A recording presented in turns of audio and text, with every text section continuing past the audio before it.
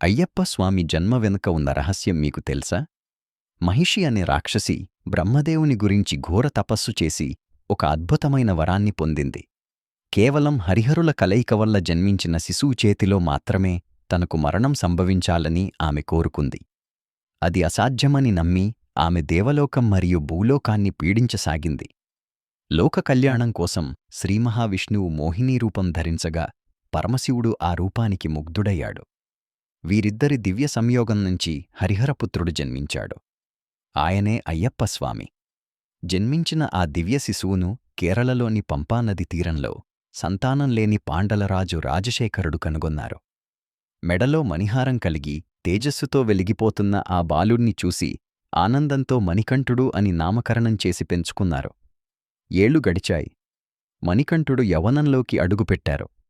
ఆయనలోని దివ్యశక్తులు అందరినీ ఆశ్చర్యపరిచేవి. సరిగ్గా అదే సమయంలో రాక్షసి మహిషిని సంహరించాల్సిన గడియలు దగ్గరపడ్డాయి. రాజభవనంలో కుట్రదారులు రాణిని తప్పుదోవ పట్టించగా ఆమె మణికంఠుడిని వదిలించుకోవాలని నిర్ణయించుకుంది. తన అనారోగ్యం తగ్గాలంటే పులిపాలు కావాలని కోరింది. అది సాధ్యం కాదని, మణికంఠుడు అడవిలో మరణిస్తాడని ఆమె భావించింది.